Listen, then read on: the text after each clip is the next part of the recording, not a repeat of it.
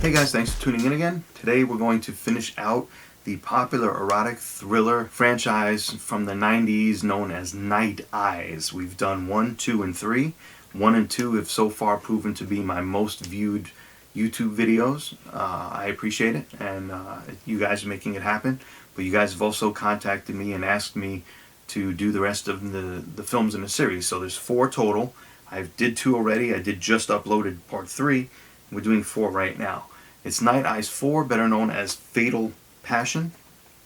Right there. There's the cover. And this is a series that started in 1990.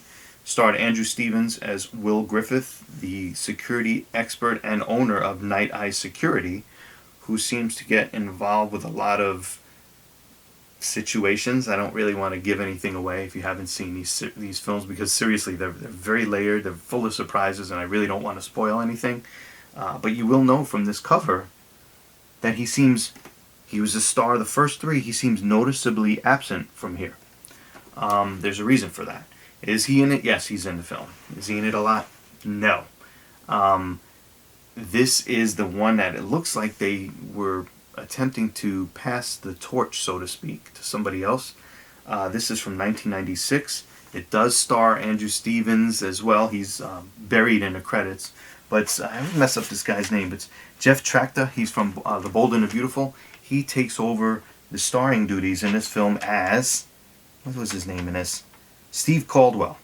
Steve Caldwell and Paula Barbieri, who's a model in a lot of these other films as well. She plays Angela Cross, Dr. Angela Cross. And there's a few issues with this film right off the bat. Do I like it? Yes, it is good. But there's a few issues. One is Andrew Stevens and Shannon Tweed, that chemistry that is just compelling to watch, is absent from this film, is sadly absent.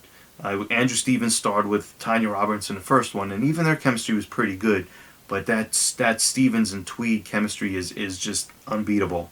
And you get used to it for part 2 and part 3, and in this 4th one, while Jeff Tracta and Paula Barbieri, yeah, they have good chemistry. They do a good job. It's no Stevens and Tweed, unfortunately, and they're doing what they can do. And the other issue, and I like Paula Barbieri, but she doesn't really have the acting chops that Tweed does, unfortunately. That being said, there's still a lot to like about Night Eyes 4. Basically, I'll just let you guys know, I never spoil anything, but Will Griffith and his partner are responding to a security call. They show up, they confront an armed intruder, and the intruder shoots Will and basically incapacitates Andrew Stevens, takes him out of most of the rest of the movie until the end, and he is referenced throughout, and then there's another scene with him as well.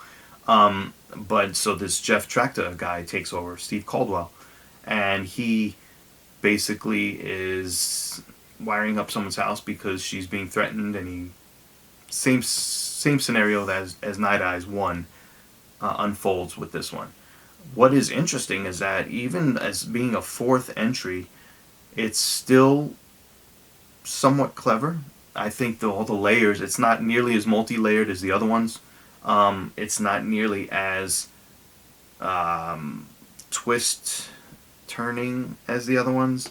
You can almost see what's going to be happening here fairly early on, so there's not a lot of surprises. I think the main problem with Night Eyes 4 is that it's starting to look tired. The series is starting to look too familiar. There's only so much you can do with this scenario. It's a cool scenario. He's setting up security guard, pops in videotapes, records what's going on, somehow gets involved with the ongoing situations, and then they have to rectify everything. That's pretty much the storyline for all of them. They do manage to keep it interesting. It's not bad at all. But this one seems fairly empty compared to the other ones. The other ones are so layered with so much going on. This one just seems much more empty.